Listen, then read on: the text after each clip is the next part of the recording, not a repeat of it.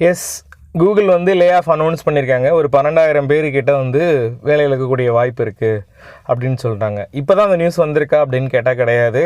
கடந்த ஜான்வரியிலேயே வந்து ஒரு 100 எம்ப்ளாயீஸ் அண்ட் கூகுள் ஆட்ஸ் டீம்லேருந்து லே ஆஃப் பண்ணியிருக்காங்க. ரீசெண்டாக வந்து செப்டம்பரில் வந்து நிறைய எம்ப்ளாயீஸை வந்து க்ளவுட் கம்ப்யூட்டிங்லேருந்து லே ஆஃப் பண்ணியிருக்காங்க. இப்போ என்ன அனௌன்ஸ்மெண்ட் கொடுத்துருக்காங்க அப்படின்னு கேட்டிங்கன்னா, மேனேஜரிகள் லெவலில் இருக்கக்கூடிய ஸ்டாஃப் வந்து ஒரு அரவுண்டு மேனேஜரிகள் அண்டு வைஸ் பிரசிடெண்ட் அல்லது டைரக்டர்ஸ் இந்த லெவலில் இருக்கக்கூடிய ஸ்டாஃபையும் வந்து ஒரு சிலரை வந்து இண்டிபெண்டன்ட் கான்ட்ரிபியூட்டர், அதாவது கிட்டத்தட்ட ஃப்ரீலான்சர் மாதிரி ஒர்க் பண்ணுறது, ஒரு சிலரை லே ஆஃபும் பண்ணியிருக்காங்க. சரி, ஏன் வந்து கூகுள் லே ஆஃப் பண்ணுறாங்க அப்படிங்கிறது வந்து ஒரு யோசிக்க வேண்டிய விஷயம். ஒரு காலத்தில் பார்த்தீங்க அப்படின்னா, கூகுளில் வேலை கிடச்சிட்டா என்னோடய லைஃப் வந்து செட்டில்டு, நான் வந்து எந்த கவலையுமே பட தேவையில்லை, இல்லை வந்து கூகுளில் கொடுக்கக்கூடிய ஒரு ஃபெசிலிட்டிஸாக இருக்கட்டும், அங்கே இருக்கிற இன்ஃப்ராஸ்ட்ரக்சராக இருக்கட்டும், எம்ப்ளாயி பெனிஃபிட்ஸாக இருக்கட்டும், அப்படி ஒரு விஷயங்கள் இருந்தது.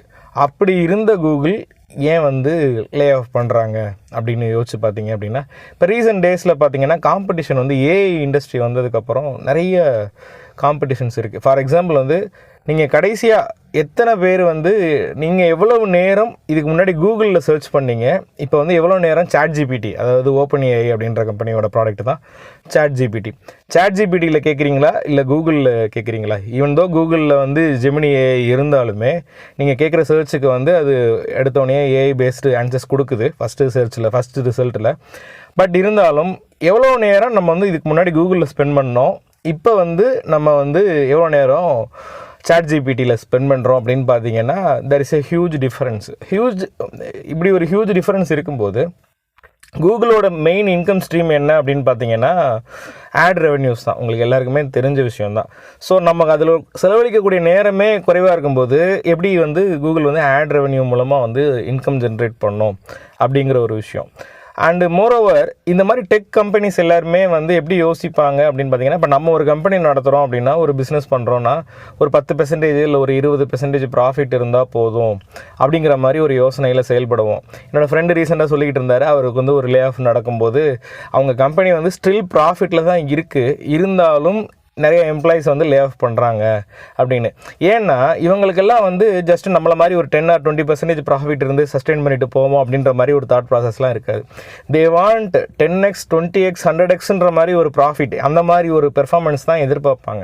அதை தான் அவர் சுந்தர் பிச்சையுமே இந்த இன்டர்வியூவில் எப்படி சொல்லியிருப்பார் அப்படின்னு பார்த்தீங்கன்னா, நம்ம வந்து இருக்கிற எம்ப்ளாயிஸை வச்சுட்டு இன்னும் பெர்ஃபார்மன்ஸ் அதிகப்படுத்தணும், பெர்ஃபார்மன்ஸ் அதிகப்படுத்தினா தான் வந்து ப்ராஃபிட்டபிலிட்டி வந்து அதிகமாகும். ஸோ அப்போ தான் நம்ம வந்து சஸ்டெயின் பண்ண முடியும். இந்த லே ஆஃப் வந்து கஷ்டமான விஷயந்தான், இருந்தாலும் இந்த லே ஆஃபை ஏன் பண்ணுறோம் அப்படின்னா, இதை பண்ணலைன்னா இன்றைக்கி வந்து சஸ்டெயின் பண்ணுறது ரொம்ப ப்ராப்ளம் இருக்கும் அப்படிங்கிற விஷயத்த சொல்லியிருப்பார். ஸோ இந்த இடத்துல வந்து எம்ப்ளாயியை வந்து ரிட்டைன் பண்ண போகிறோம், எப்படி வந்து அவங்கள ஹேண்டில் பண்ணுறது அப்படிங்கிற விஷயங்கள்லாம் தாண்டி காம்படிட்டரு மார்க்கெட் என்ன சொல்லுது, அதுக்கு நம்ம வந்து எந்தளவுக்கு பெர்ஃபார்மன்ஸ் அதிகமாக இம்ப்ரூவ் பண்ணால் நம்ம எம்ப்ளாயிஸை வச்சுக்கிட்டு ப்ராஃபிட்டபிலிட்டி இம்ப்ரூவ் பண்ண முடியும். ஏன்னா ஸ்டேக் ஹோல்டர்ஸுக்கும் பதில் சொல்லி ஆகணும். இப்போ ரீசெண்டாக பார்த்தீங்கன்னா, ஈவன் தோ குவாண்டம் கம்ப்யூட்டிங்கில் ஒரு புது சிப்பு ரிலீஸ் பண்ணியிருக்காங்க கூகுளில். அது ரிலீஸ் பண்ணதுனால ஸ்டாக் கொஞ்சம் ஏறினோடனே திரும்பவும் இறங்கியிருக்கு. பட் என்ன ரீசன் மெயினாக இருக்குது அப்படின்னு பார்த்தீங்கன்னா, இந்த மாதிரி other AI based companies like open ஏஐலேருந்து காம்படிஷன் இருக்கிறது one of the main reason. So இதை எம்ப்ளாயீஸ் எப்படி ஹேண்டில் பண்ணது சரியா, இல்லை இதோட வந்து இன்னும் பெட்டராக ஹேண்டில் பண்ணியிருக்கலாம், இந்த லே ஆஃபே இன்னும் பெட்டராக ஹேண்டில் பண்ணியிருக்கலான்றதை அவர் சுந்தர் பிச்சையே சொல்கிறாரு. Yes, we should handle this in a better way அப்படின்றத சொல்கிறாரு. பட் ஸ்டில் இந்த முடிவை எடுத்தால் தான் சஸ்டெயின் பண்ண முடியும் அப்படிங்கிறத சொல்கிறாரு. இதை நீங்கள் எப்படி பார்க்குறீங்க அப்படின்றத கமெண்ட்டில் சொல்லுங்கள்.